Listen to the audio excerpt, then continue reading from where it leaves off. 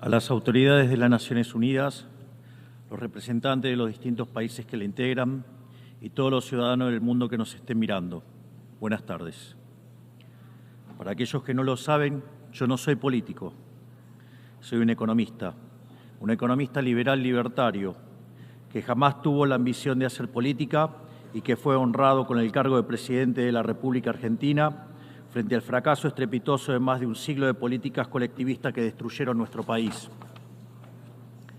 Este es mi primer discurso frente a la Asamblea General de las Naciones Unidas y quiero aprovechar para, con humildad, alertar a las distintas naciones del mundo sobre el camino que están transitando hace décadas y sobre el peligro que implica que esta organización fracase en cumplir su misión original.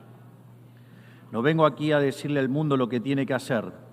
Vengo aquí a decirle al mundo, por un lado, lo que va a ocurrir si las Naciones Unidas continúan promoviendo las políticas colectivistas que vienen promoviendo bajo el mandato de la Agenda 2030, y por el otro, cuáles son los valores que la nueva Argentina defiende.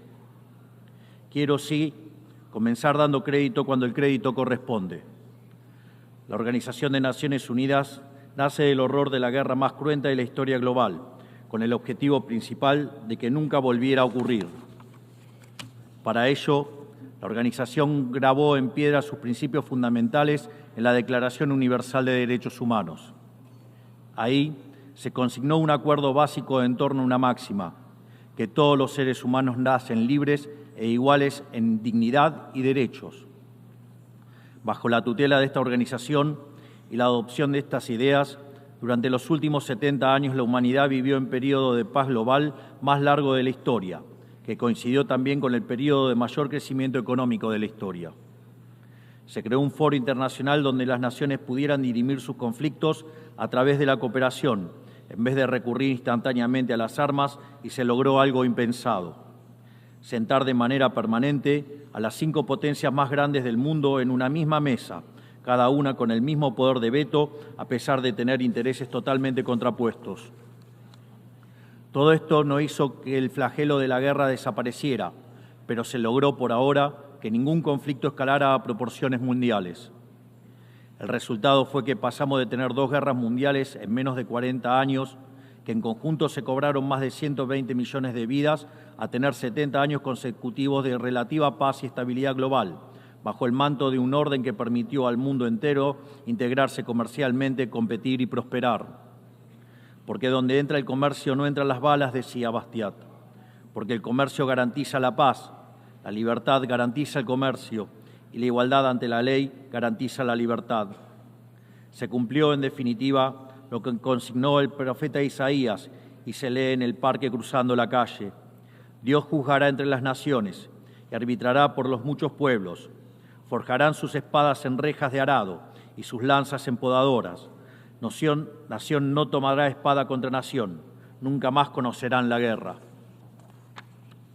Esto es lo que ha ocurrido mayormente bajo la tutela de las Naciones Unidas en sus primeras décadas. Y por eso, desde esta perspectiva, estamos hablando de un éxito destacable en la historia de las naciones que no puede ser soslayado.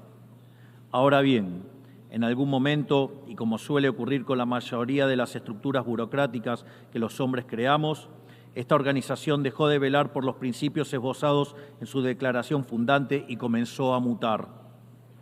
Una organización que había sido pensada esencialmente como un escudo para proteger el reino de los hombres se transformó en un leviatán de múltiples tentáculos que pretende decidir no solo qué debe hacer cada Estado-nación, sino también cómo deben vivir todos los ciudadanos del mundo. Así es como pasamos de una organización que perseguía la paz a una organización que le impone una agenda ideológica a sus miembros sobre un sinfín de temas que hacen a la vida del hombre en sociedad. El modelo de Naciones Unidas, que había sido exitoso, cuyo origen podemos rastrear en las ideas del presidente Wilson, que hablaba de la sociedad de paz sin victoria y que se fundaba en la cooperación de los Estados-nación, ha sido abandonado. Ha sido reemplazado por un modelo de gobierno supranacional de burócratas internacionales, que pretenden imponerle a los ciudadanos del mundo un modo de vida determinado. Lo que se está discutiendo esta semana aquí en Nueva York, en la Cumbre del Futuro, no es otra cosa que la profundización de ese rumbo trágico que esta institución ha adoptado.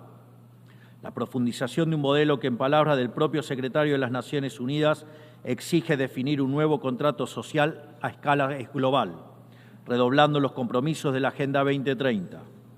Quiero ser claro en la posición de la Agenda Argentina.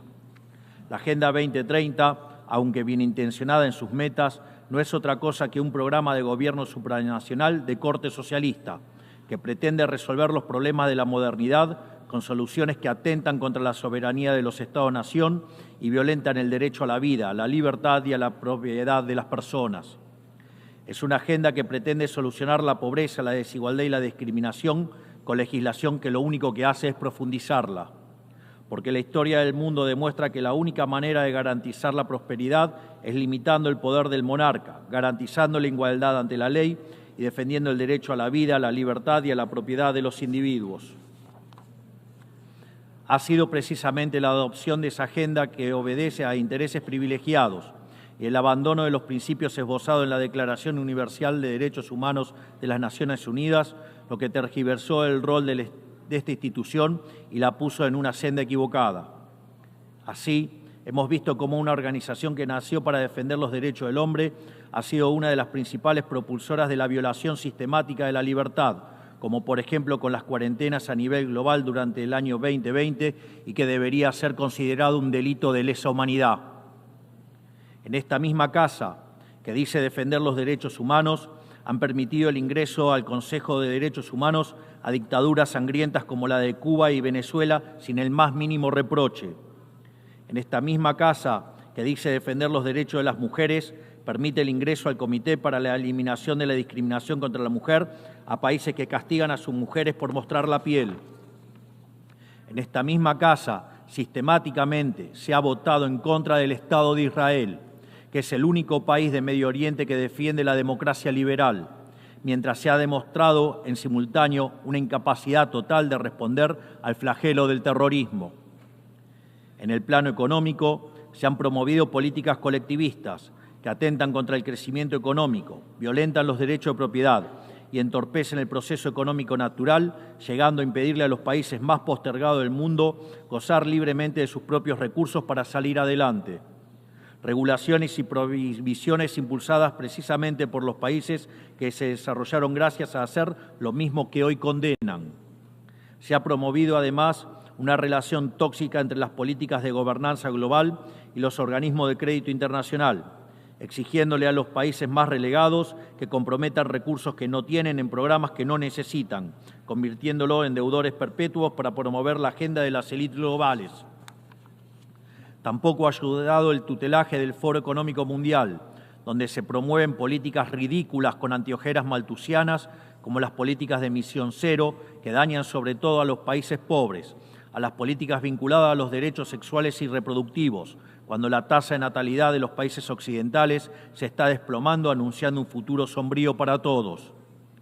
Tampoco la organización ha cumplido satisfactoriamente su misión de defender la soberanía territorial de sus integrantes, como sabemos los argentinos de primera mano en la relación con las Islas Malvinas. Y llegamos incluso a una situación en la que el Consejo de Seguridad, que es el órgano más importante de esta casa, se ha desnaturalizado, porque el veto de sus integrantes permanentes se empezó a utilizar en defensa de los intereses particulares de algunos. Así estamos hoy, con una organización impotente en brindar soluciones a los verdaderos conflictos globales, como ha sido la aberración y aberrante invasión rusa a Ucrania, que ya le ha costado la vida a más de 300.000 personas, dejando un tendal de más de 1 millón de heridos en el proceso.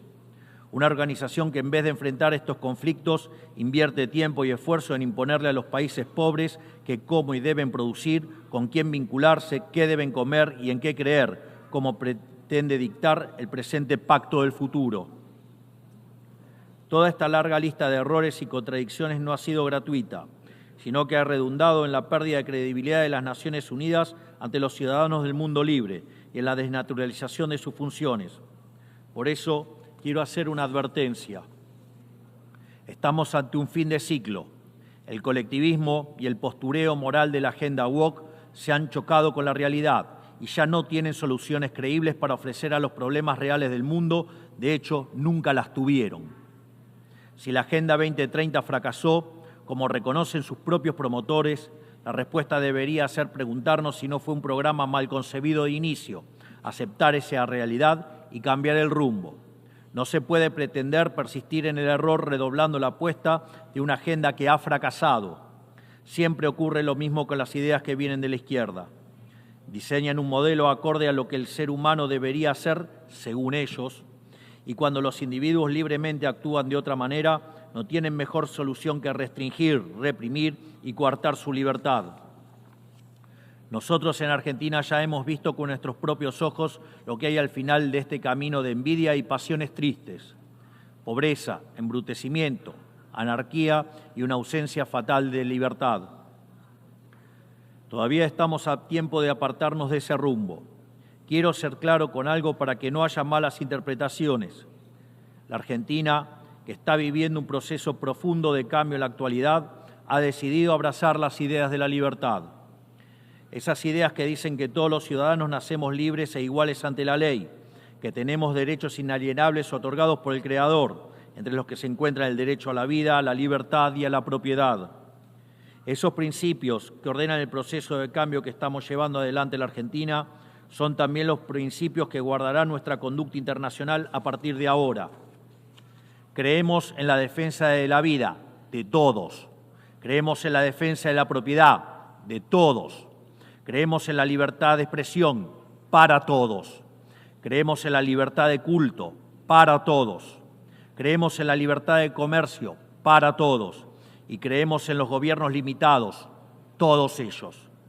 Y como en estos tiempos lo que sucede en un país impacta rápidamente en otros, creemos que todos los pueblos deben vivir libres de la tiranía y la opresión, ya sea que tome forma de opresión política, de esclavitud económica o de fanatismo religioso.